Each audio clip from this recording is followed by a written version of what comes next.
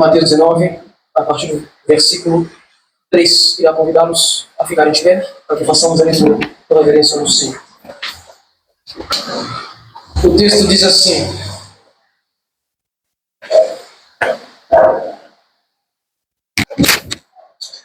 vieram a eles fariseus e o colocaram à prova, perguntando: é lícito o marido separar-se da sua mulher?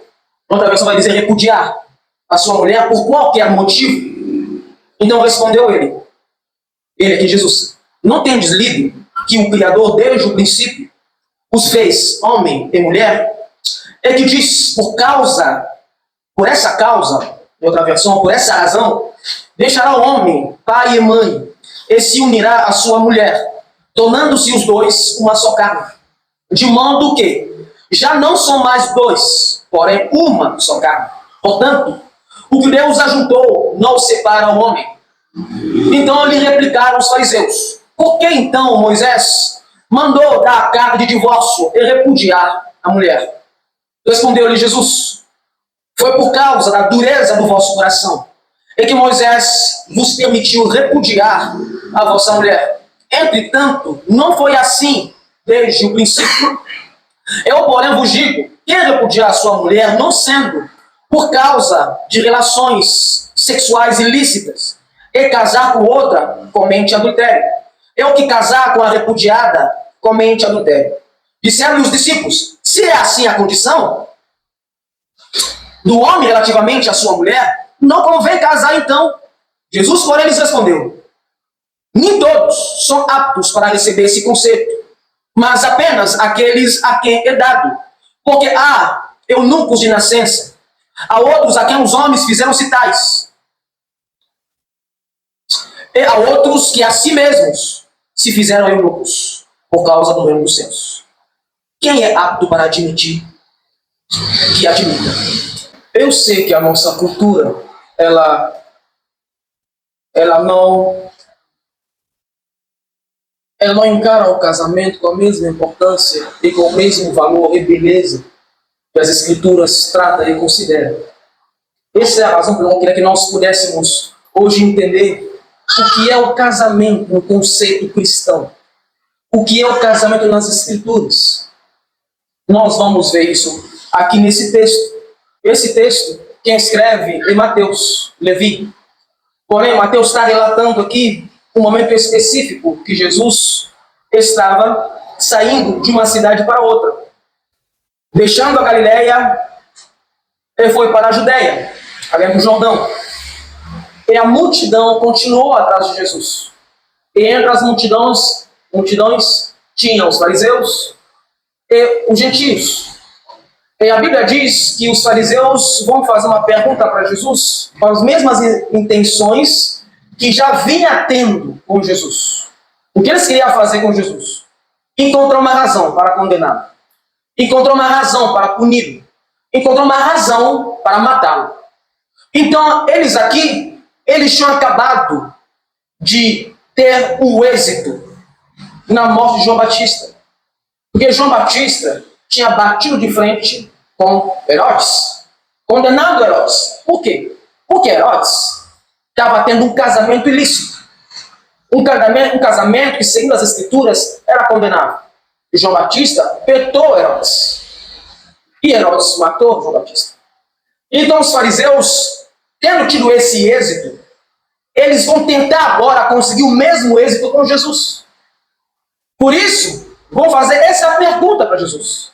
Jesus, é lícito, é correto o homem repudiar a sua mulher, separar-se com a sua mulher, casar-se com outra mulher, dar a carta de divórcio? Isso é lícito, Jesus? Levando em conta que isso estava acontecendo já naquela época. Eles vão dizer, vão contrapor Jesus depois da pergunta de Jesus. Mas o que eles esperavam duas respostas. A primeira, Jesus condenar esse fato de repudiar. Dizer que é ilícito, não é correto. Dessa forma, Jesus se colocaria contra Herodes. Então Herodes ia persegui-lo e matá-lo. A segunda era se colocar contra Moisés. Porque Moisés havia dado carta de divórcio em Deuteronômio 24, 1-4. Colocando-se contra Moisés, se tornaria contra os fariseus, porque Moisés era um dos maiores profetas da lei para os fariseus. Então, queria de duas formas encontrar uma maneira de condenar Jesus diante dos homens e diante do Estado, que era o Herodes. E Jesus vai responder. É bom saber que a resposta de Jesus é uma resposta que se esperava até mesmo entre os fariseus, que Jesus trabalhasse entre duas classes, duas escolas que debatiam a respeito dessa resposta. Já tinha debate naquela época entre o Shammai e a escola de Hillel. A escola de Shammai era uma escola rabínica que defendia a interpretação de Deuteronômio 24, 1-4 de uma maneira. E Hillel interpretava de uma outra maneira. Então, apesar de buscar encontrar uma razão para condenar Jesus, ainda assim eles também não sabiam de fato qual a interpretação entre as duas classes rabínicas era a melhor. Era Shammai ou Hillel. Portanto, Jesus vai nos trazer uma resposta. E a resposta de Jesus é implacável. E a resposta de Jesus nem dá benefício nem para Shammai, nem para Hillel. Jesus vai falar o seguinte: não tendes lido que desde o início o Criador os fez homem e mulher? E quantas pessoas esperavam que Jesus desse uma resposta em relação ao padrão daquela época, ao padrão daquela sociedade, ao padrão daquele momento que os discípulos estavam vivendo? Jesus diz: não, vocês foram errados. Vocês não compreendem o que é o casamento. O casamento não é uma instituição terrena. O casamento é uma instituição divina. O casamento não começa aqui. Vocês não sabem o que é o padrão bíblico sobre o casamento. Se você quer descobrir o padrão bíblico do casamento, você não pode olhar para a sociedade, nem para a cultura, nem para os homens, nem para a religião. Você tem que olhar para o Criador. Por quê? Você precisa entender. O casamento é a primeira instituição estabelecida por Deus. A família. O casamento vem antes da igreja. O casamento vem antes da religião. O casamento vem antes da queda do homem. A queda vai ser em Gênesis 3. O casamento acontece em Gênesis 2. Então Jesus vai dizer: o padrão que vocês estão estabelecendo é um padrão depois da queda. Mas o padrão de Deus não é isso. O padrão de Deus é antes da queda. Ele vai dizer: lembre-se, o Criador desde o princípio, desde o início, nos remetendo a Gênesis capítulo 2, versículo 24. O livro de Gênesis é o livro dos inícios. Você vai ver Deus iniciando a criação. Haja luz, houve a luz. Haja separação.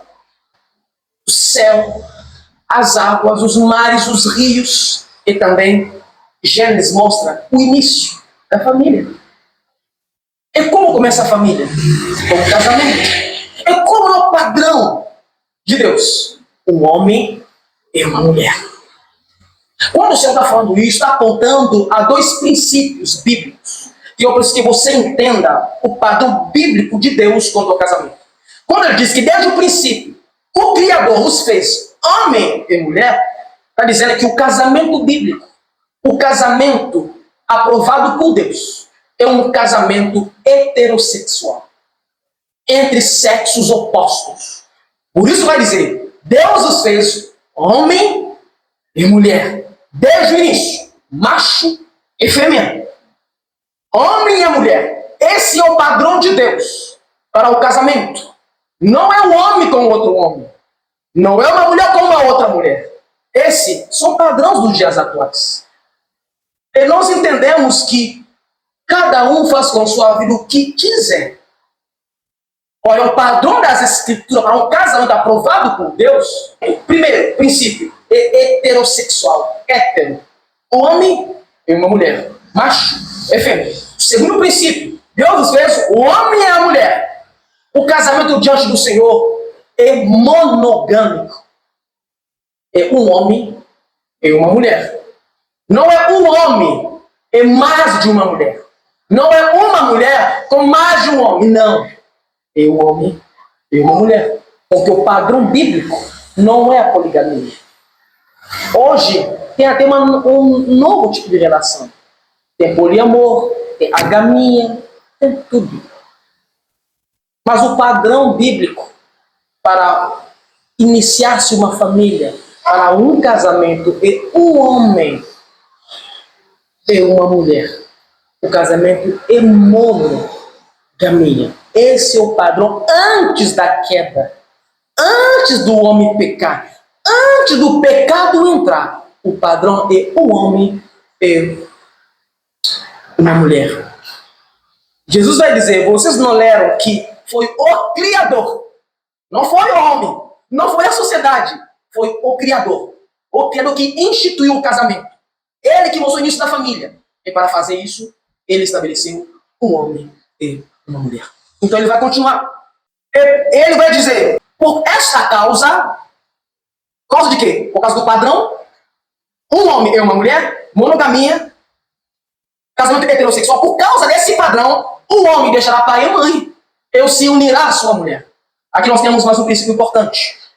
Deixar pai e mãe para se unir à sua mulher. Nós sabemos que Adão não tinha pais. Eva também não. Então não tinha como eles deixarem pai e mãe para se unir. Porque eles eram as duas primeiras criaturas que Deus havia feito. Então isso diz o seguinte. Por essa razão, por causa do padrão, deixará o homem seu pai e a sua mãe e se unirá à sua mulher. Ele está dizendo, para que vocês, depois da queda, possam reproduzir o padrão celestial do casamento, para iniciar uma família, o homem vai ter que deixar seus pais, e a mulher vai fazer a mesma coisa, e vão se unir em matrimônio. Por quê? Porque nós somos diferentes dos anjos. Deixar pai e mãe não tem nada a ver com abandonados, com deixar de se relacionar com seus pais. Isso seria contrário ao princípio ou ao mandamento honrar pai e mãe. Como Deus me manda honrar pai e mãe, ele manda depois deixá-los. Então, deixar que quer dizer, não quer dizer abandonar os seus parceiros, é o seguinte, na verdade, quer dizer honrá-los. Como vão honrá-los? Porque não somos diferentes dos anjos.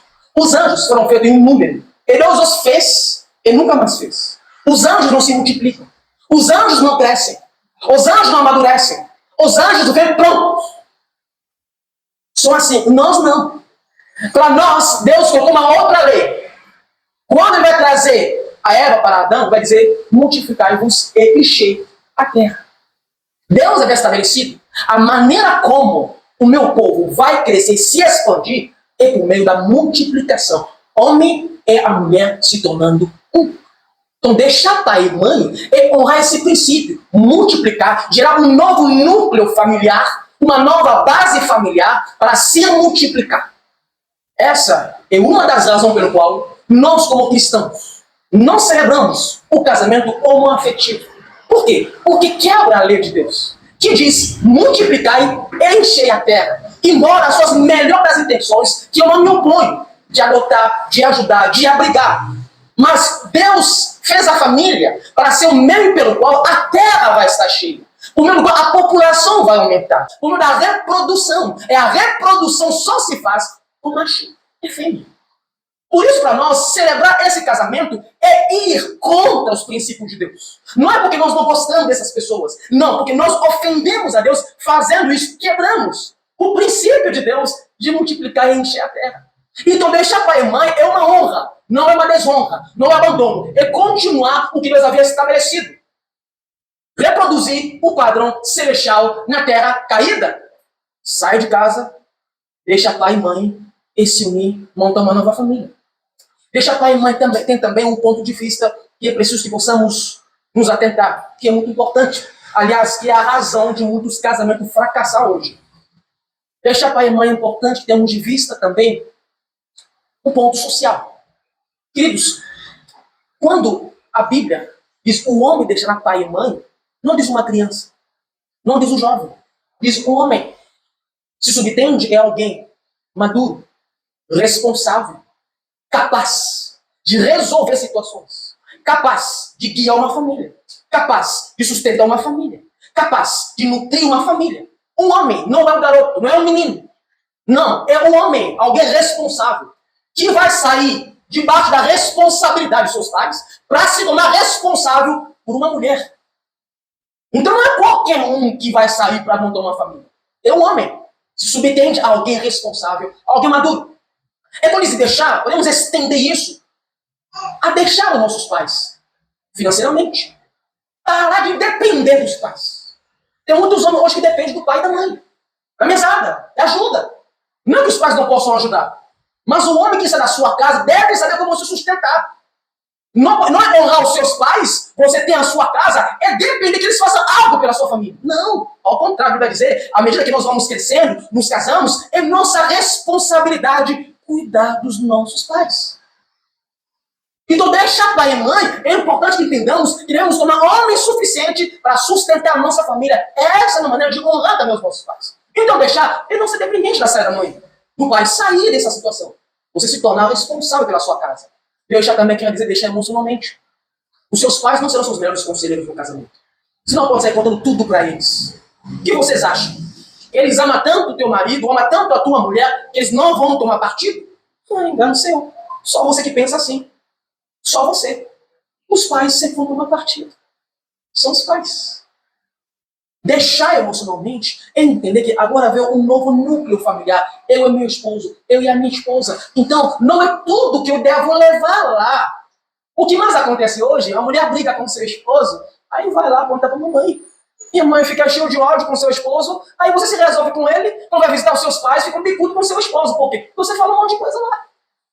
É vice-versa. Há assunto que pode levar conselho, mas assunto que não deve, não pode. Vai colocar seu marido contra seus pais. Vai colocar sua esposa contra seus pais. Então deixar pai e mãe é romper também as ligações emocionais, as dependências emocionais. É construir as novas com sua esposa, com seu marido. Deixar pai e mãe também deixa geograficamente. No Brasil tem um fenômeno chamado puxadinho.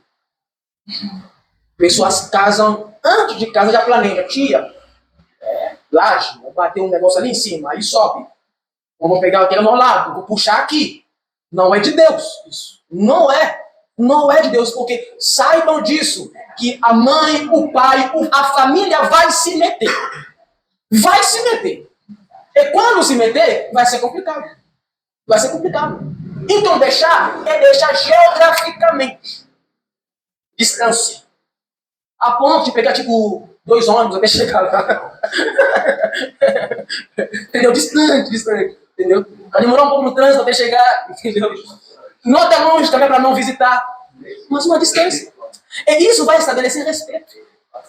Vai te ligar antes de chegar na sua casa. Vai lhe pedir se pode ir hoje. Se pode ir amanhã. Se pode dormir. Por quê? Não é mais um menino. Não é mais uma menina. É um homem. É uma mulher. Eu devo respeito. Mas se você fizer puxadinho, 6h30 da manhã. Fulano, eu quero sal, acorda aí. Aí é complicado. Então o puxadinho não é de Deus. É preciso uma distância. Então deixar abrange também essas questões sociais. Isso é importante. Se vocês querem ter um casamento bem sucedido, é preciso que vocês construam. Deixar e também deixar a história da família para trás. Deixa a história.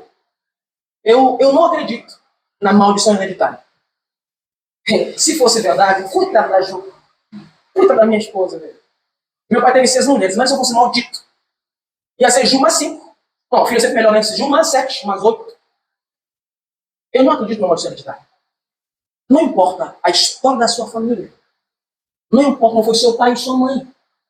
Lembre-se, quando eu perguntei para Jesus, pode fazer isso? Ele disse, o padrão não é assim. O padrão é um homem e uma mulher. A vossa história. Vocês podem construir bases novas. Vocês podem estabelecer acordos novos. Porque casamento são acordos que são feitos no casamento. Não porque a sua mãe falava assim com vocês, que assim vai ter que falar com o teu marido. Não porque o teu pai agia assim, que você vai agir dessa mesma forma. Não. Temos que romper com o do passado. E estabelecer um novo início. Um novo lar, uma nova família. Então deixar implica também estas coisas. Queridos, é muito importante entendermos, porque aqui nós temos um próximo princípio para o casamento cristão. Lembre-se, o monogâmico, heterossexual, precisa deixar seus pais e se unir à sua mulher. O casamento é monossomático. Único. Somático é a soma dos dois. O casamento para Deus é monossomático. É a união dos dois que dá um. Talvez a melhor forma de expressar isso é quando os nossos filhos nascem. Nós precisamos enxergar alguns casos, não. Às vezes o filho pega muito mais da mãe e zero do pai, né? Às vezes pega mais do pai e zero da mãe. Mas a maioria, você consegue perceber os traços do pai, é da mãe. A união dos dois gera isso. É uma explicação que dá para entender. Mas se unir homem e mulher, tornando-se uma só carne, une a união dos dois, do ponto de vista físico, podemos facilmente entender que o casamento é uma instituição que dá luz a alguns atos que Deus deseja que os homens tenham. Por exemplo, o sexo fora do casamento é uma proibição, é pecado. Sexo dentro do casamento é mandamento. É dívida, tem que se pagar um ao outro. Então, o casamento, nós nos unimos no casamento, é uma união monossomática.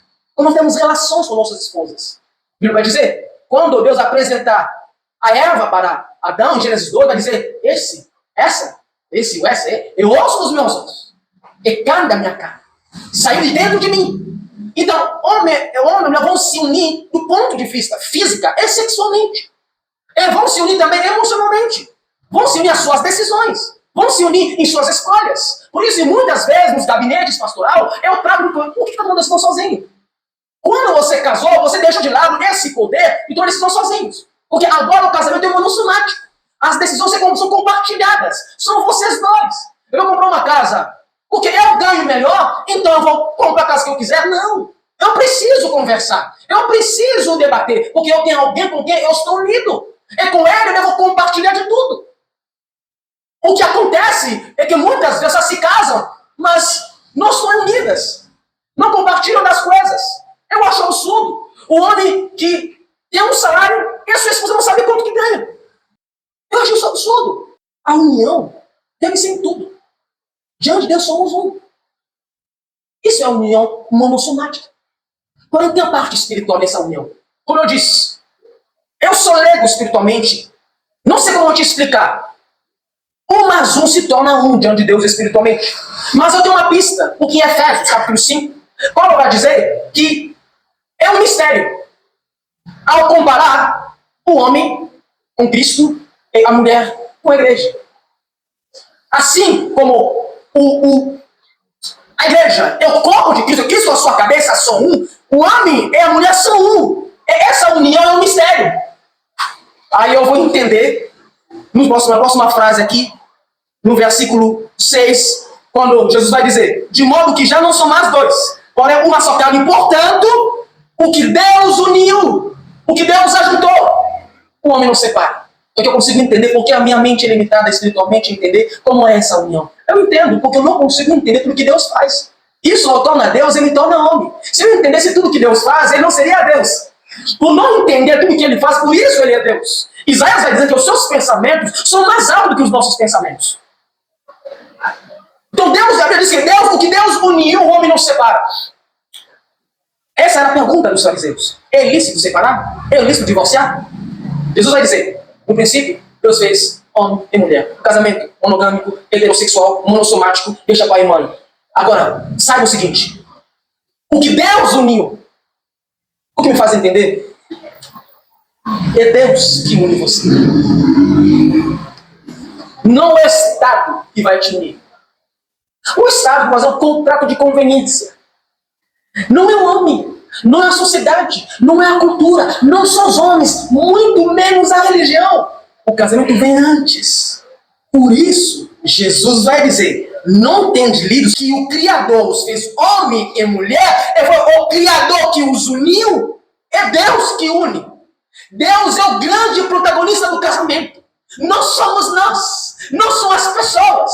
É Deus que realiza o casamento. É Deus que une fulano a fulana. É Deus que os torna um.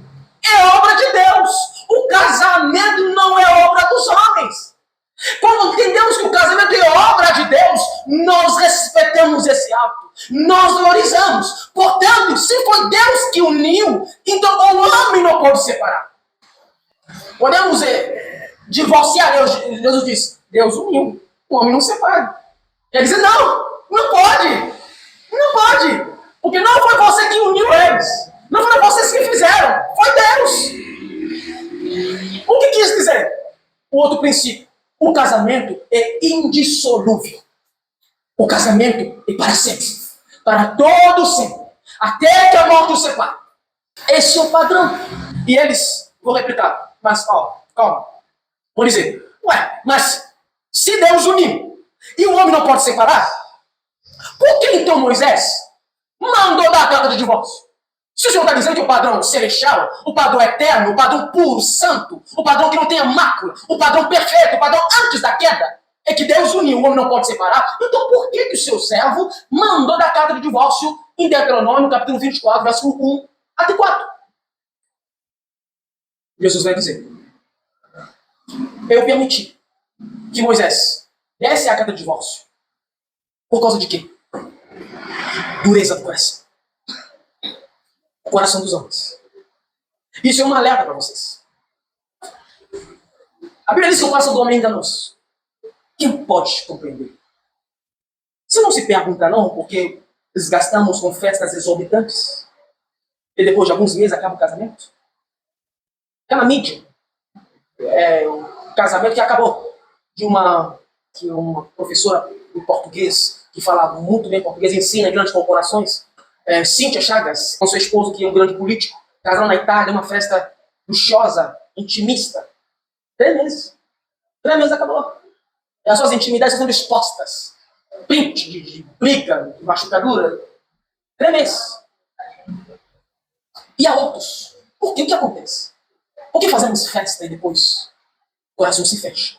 Endurece o coração. O pecado. Não existe nada que endureça o coração do homem como o pecado. O pecado tem um poder de nos arrancar da presença de Deus.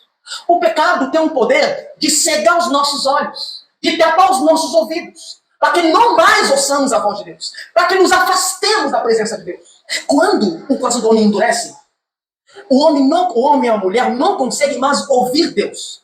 Não consegue mais ser sensível à palavra de Deus. Porque o pecado fechou seus olhos. O pecado fechou seus ouvidos. O seu coração ficou endurecido. Vocês lembram? Quando Deus mandou Moisés, vai até o Egito. Fala com o faraó libertar o povo.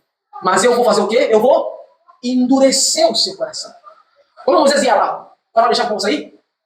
Não. Por quê? Porque o faraó não ouvia o que Moisés falava. Por quê? Deus disse, eu irei endurecer o seu coração. O que acontece é que muitos se casam. E no processo do casamento, que é uma mudança muito grande, que é uma mudança absurda, que é um novo campo de crescimento. A pessoa que sempre foi solteiro, solteira, tem que se submeter a um novo modo de viver. Então na convivência vai ter atrito, vai ter dificuldade. E no meio a essas dores, ofensas, lutas, brigas, as pessoas tiram seus olhos de Deus. Se afastam de Deus. E começam a mergulhar no pecado. É o pecado quando se instala no coração do homem, torna o homem irresistível à voz de Deus. Por isso a Bíblia vai dizer, quando ouvirdes a voz do Espírito, faça o quê? Não endureça os vossos corações. Então aqueles fariseus estavam dispostos a fazer coisas absurdas com suas mulheres. Dispostos a fazer mal. Aí até as últimas consequências. Porque os seus corações estavam duros. Os seus corações eram pecaminosos. Por que vocês divorciam? Porque não quer mais ouvir ninguém. O coração está duro. Não ouve mais nem Deus, nem ninguém. Por isso Deus diz, não foi assim desde o princípio. Vai dizer, Moisés vos permitiu repudiar a vossa mulher, entretanto, não foi assim desde o princípio. O padrão perfeito, desde o princípio com o Criador, não existia divórcio.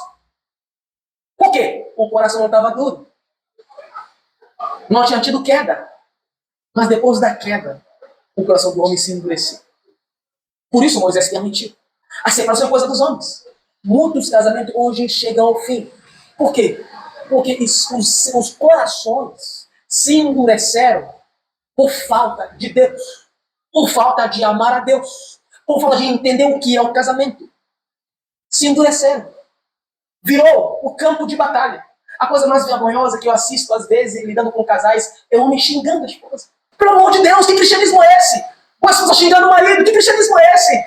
O que acontece? O coração endureceu. Porque não há mais sentimento. Porque não há mais respeito. Como vai dizer em Efésio, qual o papel do marido? Amar a sua mulher. Qual o papel da esposa? Respeitar o seu marido. Está faltando respeito. Está faltando amor. Por quê? Os corações se endureceram. Jesus vai continuar. Eu, porém, vos digo, quem repudiar sua mulher, não sendo por causa de uma relação sexual ilícita, e casa com outra, comete adultério. Jesus aqui vai dizer para os homens, veja bem, desde o princípio, não era assim. Princípio, casamento monogâmico, heterossexual, monossomático, deixa pai e mãe, indissolúvel, até que a morte separe. Mas por causa do coração de vocês, que são capazes de fazer maldade para se livrar das mulheres, os corações de vocês estão endurecidos, Moisés nos dá a carta de divórcio. Porém, só haverá de fato divórcio, separação, num caso, Jesus abre aqui uma exceção. Ele vai dizer, no caso de relações sexuais ilícitas.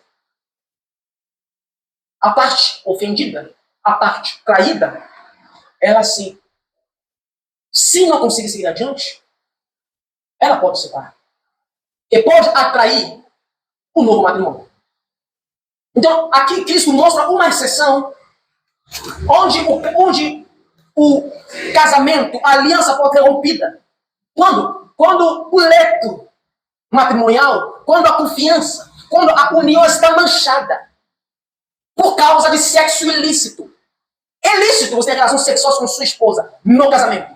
O que é ilícito você ter relação com um homem ou uma mulher fora do casamento. Isso é ilícito. Isso é manchar o leito matrimonial. Então, por causa disso, a aliança pode ser rompida. Quando isso acontece, a primeira coisa, se não está dizendo o seguinte, pode fazer, é com pesar.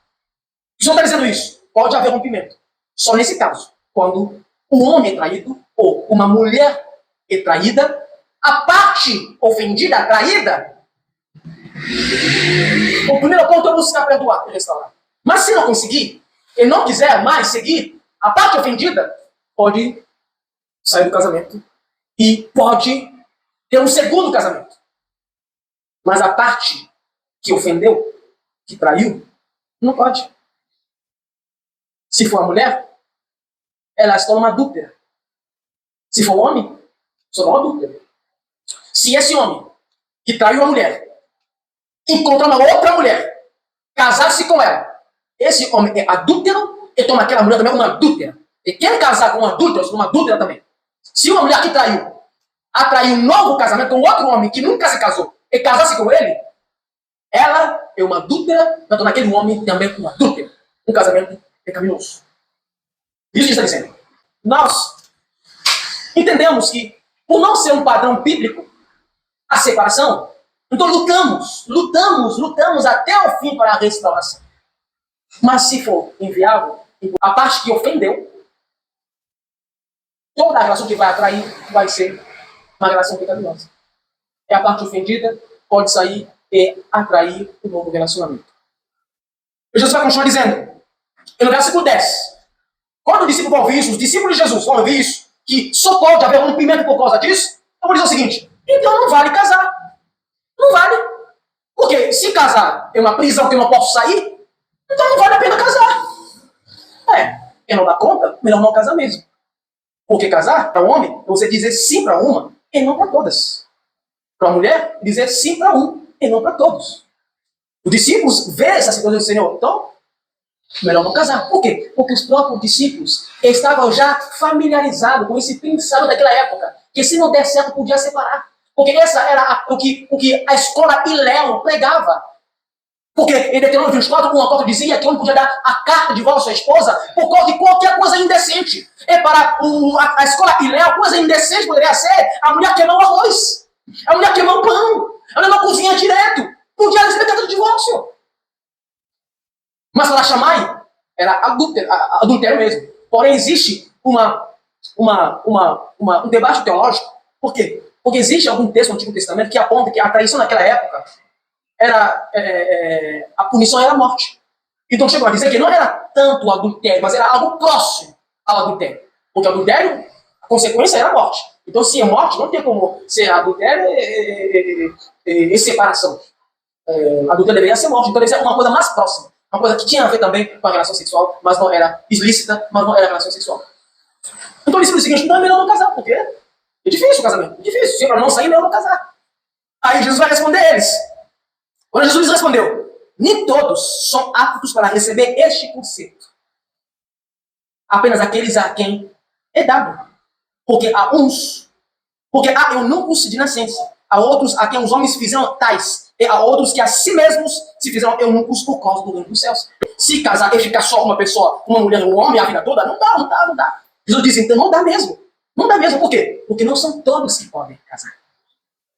O casamento é um dom. Não são todos que são aptos para esse conceito. Não são todos que podem fazer esse voto de casamento, essa aliança para toda a vida. Não são todos que podem. Aí Jesus vai alencar de alguns exemplos. Vai dizer, algumas pessoas são eunucos de nascença. Eunucos de nascença são pessoas que nascem, que são homens ou são mulheres, mas se você conhece alguém, que não tem tantos impulsos e desejos sexuais como homens normais têm e mulheres normais têm.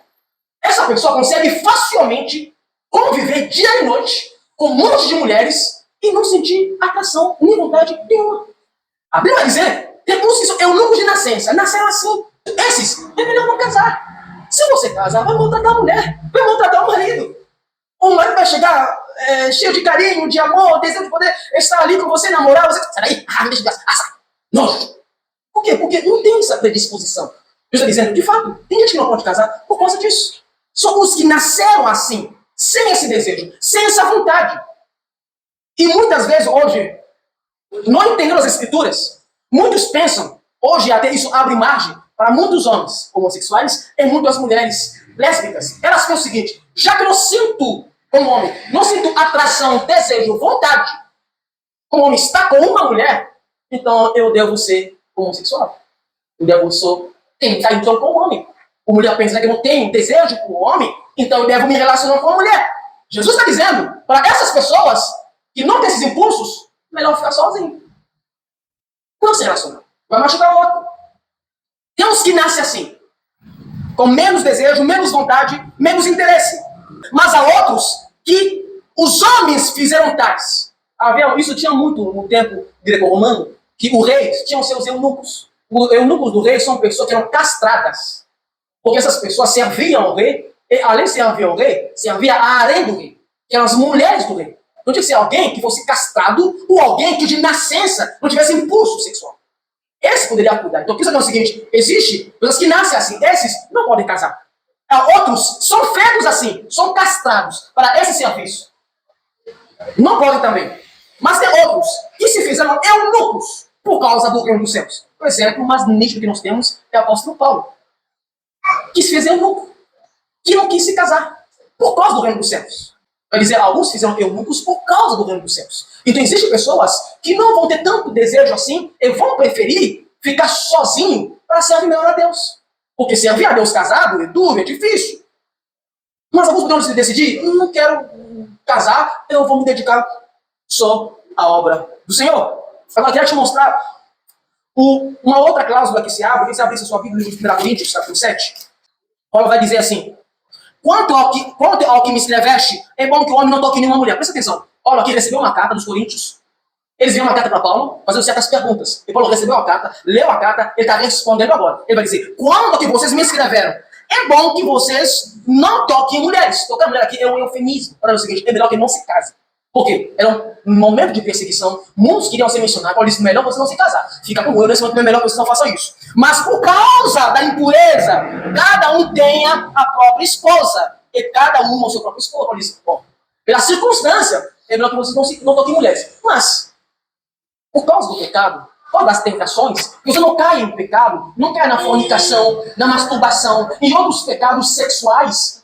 Então, melhor que você, cada um tenha a sua esposa. Cada homem tem a sua esposa e cada esposa o seu marido. Paulo volta ao padrão inicial, o homem e uma mulher.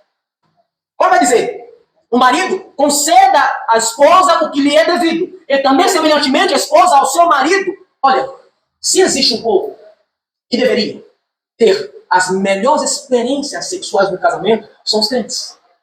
São os crentes. Mas o pior, sabe o quê? O pior é que não temos.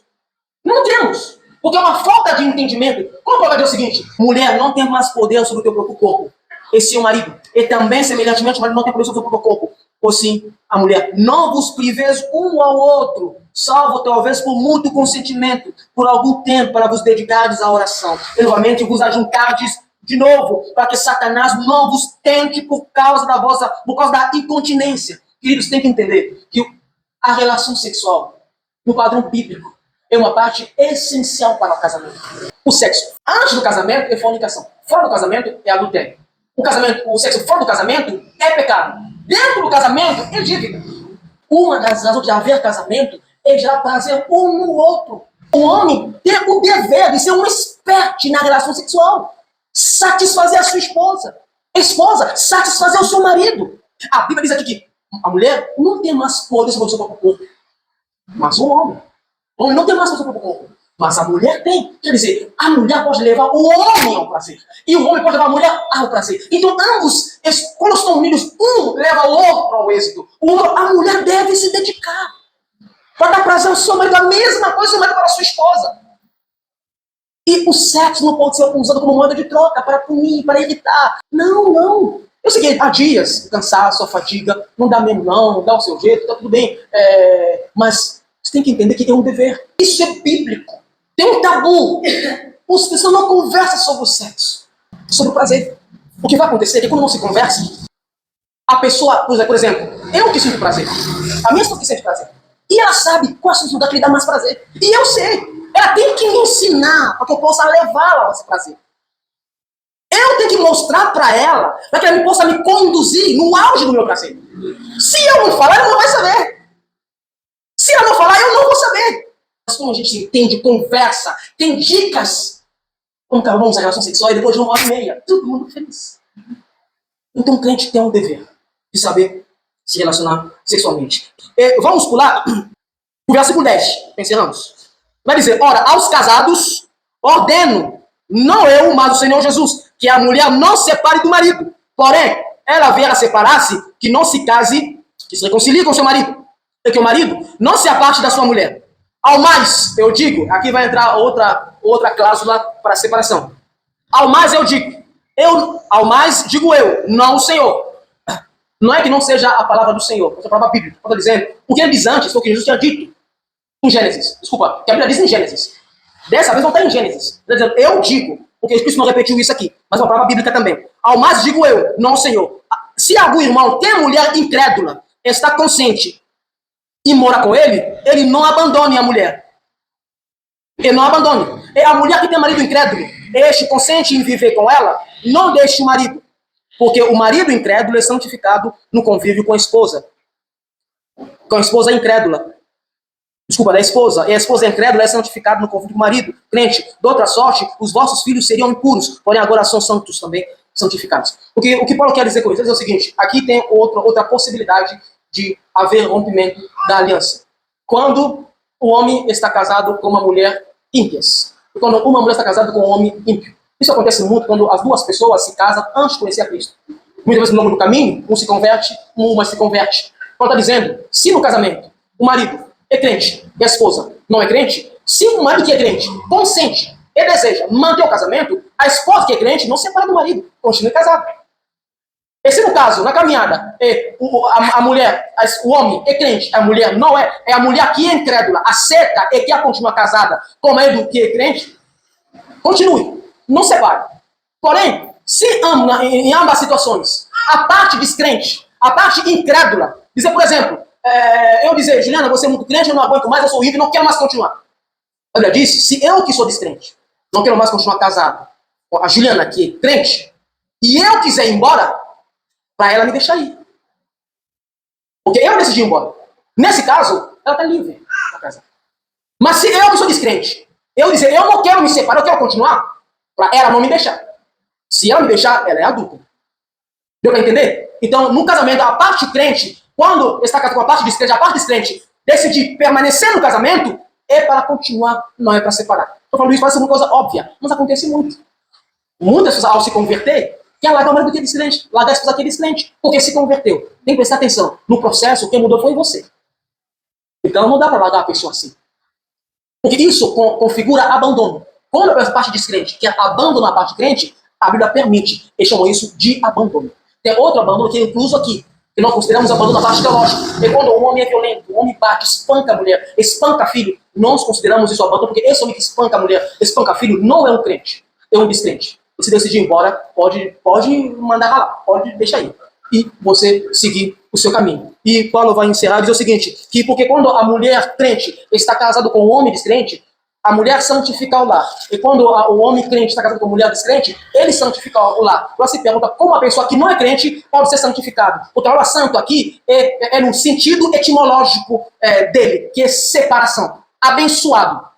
Vou te dar um exemplo. A Bíblia diz que quando José chegou à casa de Potifar, ele começou a administrar a sua casa, Deus abençoou a casa de Potifar. O texto vai dizer, a casa de Potifar foi abençoada, foi santificada, foi separada. É nesse sentido que os filhos do casal crente e descrente serão abençoados porque a mãe é crente, ou porque o pai é crente. E o marido descrente será abençoado porque a mulher é crente. A mulher descrente será abençoada porque o homem é crente. Portanto, não se separe por causa disso. Mas se a parte descrente decidir ir embora, estão liberados, eles estão comissados para que pode atrair o novo casamento. Então, querido, esse é o padrão bíblico do casamento. Agora eu vou encerrar, eu não posso dizer, porque já foi embora, já passa do meu tempo demais. Só queria encerrar. Por que Deus uniu, o homem não pode separar? Eu vou responder isso fazendo uma pergunta. Por que Deus criou o homem? Por que Deus criou o céu? A lua? Toda a criação. Por que Deus fez? Deus fez todas as coisas para a sua glória. O casamento, Deus fez para a sua glória. O casamento, Deus fez para que o nome dele fosse glorificado. O nome dele fosse conhecido. Essa é a razão primordial do porquê que o casamento não pode ser rompido. Porque o casamento vai além das nossas necessidades. O casamento é o meio pelo qual Deus revela a sua glória. O meio pelo qual a glória dele se manifesta. Por isso, Paulo vai comparar a união da mulher com a união de Cristo com a igreja. Vai dizer, esse é um grande mistério. O casamento não é para a glória dos homens, é para a glória de Deus. Por isso, ele que uniu. E porque ele uniu, o homem não separa. Amém?